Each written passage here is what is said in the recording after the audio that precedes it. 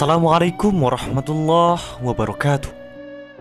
Jagat keilmuan masyarakat Madura bergerak sejak beberapa abad silam. Masyarakat dengan kapasitas dan kualitas keilmuan yang dimiliki menggerakkan peradaban awam bergeser ke generasi modern. Meski tahapan pergeseran itu sangat bertahap, pelan namun pasti. Realitas itu bisa diamati dari pergerakan perilaku, cara berkomunikasi, dan keterlibatan manusia Madura dalam setiap tahapan perubahan zaman. Tahapan belajar mengajar di Madura dimulai sejak Islamisasi masuk ke Jawa sekitar abad ke-7 sampai 11 Masehi. Meski data otoritatif Islamisasi ke Madura beragam, sosok Raden Rahmat atau Sunan Ampel diduga kuat sebagai penyebar ajaran Islam di kawasan Madura.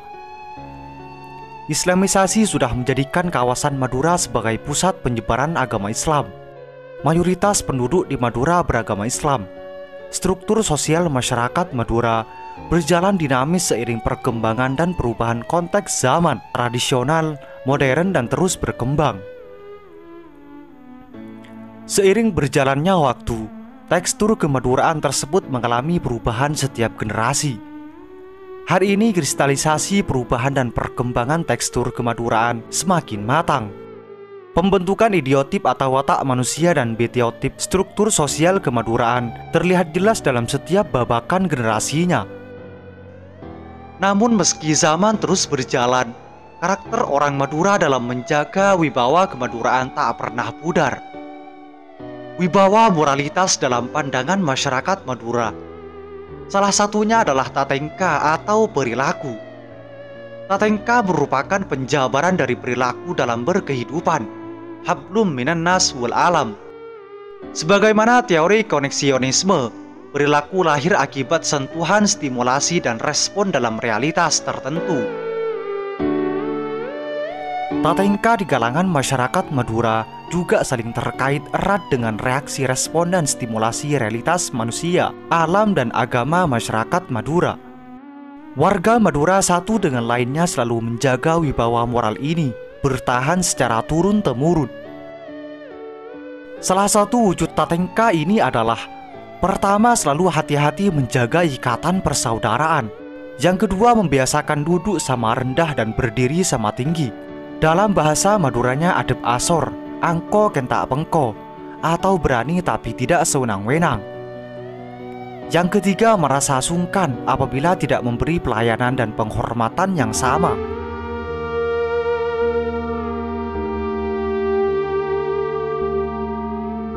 Tatengka sebagai representasi kesucian kebudayaan Madura menjelma nasionalisme etnisitas. Orang Madura dimanapun berada sangat menjaga amanat tatengka. Fakta idealisasi orang Madura dalam menjaga bendera budaya ini setidaknya mengubur anggapan stereotip negatif tentang orang Madura. Tatengka yang syarat nilai kehidupan, pesan bertuah ajaran agama, dan tafsir sakral alam ini diduga bermula dan bermuara di sebuah tempat bernama Langgar atau Langger. Di Langgar inilah siklus tatengka mengalir ke sudut-sudut hati masyarakat Madura secara dinamis. Langgar pada mulanya hanya dimiliki seorang yang dipercaya memiliki kemampuan di bidang ilmu agama. Pemilik Langgar itu disebut dengan Kiai, sedangkan istri dari Kiai disebut Bu Nyai. Anak dari Kiai jika laki-laki disebut Lora dan disebut Neng apabila perempuan, sedangkan santri Kiai disebut Pinter. Masyarakat menjadikan Langgar pada masa awal sebagai sentral kegiatan kemasyarakatan, sehingga keberadaan Langgar saat itu sangat keramat dan multifungsi, baik digunakan sebagai kegiatan koloman atau tahlilan, juga untuk tempat ketika ada tamu. Masyarakat Madura membagi tingkatan kiai sesuai dengan tugas dan wilayah garapannya. Pertama, kiai pesantren. Tokoh agama ini memiliki tugas mengurus pesantren. Tugas dan garapannya sangat luas. Indikator yang bisa masuk ke ruang pesantren orang tertentu, yaitu memiliki potensi keilmuan mumpuni, keturunan darah biru, memiliki kedikjayaan, tokoh setempat, mempunyai pengaruh dan pandai berpidato. Yang kedua, kiai kampung. Tokoh agama ini adalah sosok orang biasa, namun memiliki kemampuan di bidang pengetahuan agama meski terbatas. Memiliki harapan yang lebih terbatas daripada kiai pesantren. Hidup bersama masyarakat tanpa batas. Lebih populis karena waktu berkumpul dengan warga lebih leluasa dibanding kiai pesantren. Biasanya kiai kampung adalah santri jebolan pesantren yang mempunyai ilmu yang cukup mumpuni dan pengaruh yang besar. Penduduk di Madura, baik yang berdomisili di Bangkalan, Sampang, Pamekasan, dan Sumeneb, menjadikan Langgar sebagai pusat energi keilmuan. Masyarakat bisa belajar ilmu agama, budaya, kanuragan, dan sejumlah ilmu kehidupan lainnya. Yang memegang peranan dominan inti di Langgar adalah kiai. Kiai di sini adalah kiai kampung. Mereka menjadi panutan yang membuka diri, memberikan bakti kepada masyarakat. Lewat anak yang dipasrahkan kepada kiai kampung ini untuk menimba ilmu dasar. Ketulusan sang maha guru ini membekaskan ikatan rasa yang sangat kuat di hati masyarakat. Seakan pernyataan kiai adalah mantra langit.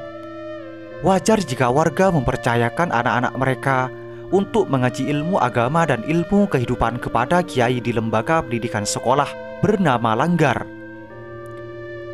Praktik persekolahan di sekolah masyarakat perkampungan Madura ini pada era kejayaannya sekitar abad ke-11 berhasil mencetak lulusan dengan bekal keilmuan yang multi ilmu, ilmu agama, ilmu kedikjayaan, dan ilmu kehidupan atau tatengka. Sayang, sejak terbukanya kontak kebudayaan dari luar Madura, sedikit demi sedikit pertahanan tatengka kemaduraan tergerus. Fungsi dan peran Langgar sebagai pusat keilmuan mulai berubah. Lembaga bergengsi ini mulai dijauhi peminatnya, kecuali di desa-desa yang terpencil. Mereka lebih mempertahankan lembaga bergengsi ini daripada lembaga-lembaga lain. Sekolah-sekolah modern dengan aneka propaganda sains dan teknologi dinilai oleh masyarakat lebih menjanjikan untuk masa depan anaknya. Langgar sebatas menjadi tempat alternatif selepas anak-anak belajar di sekolah siang hari. Akan tetapi, seperti apapun kondisinya, Langgar sudah menjadi peletak bangunan keilmuan bagi komunitas Madura. Salah satu realitas penting yang perlu dipertahankan sampai kapanpun adalah metode belajar yang lahir dari rahim Langgar, yaitu metode belajar pelafalan atau hafal-hafalan. Itulah jagat keilmuan masyarakat Madura.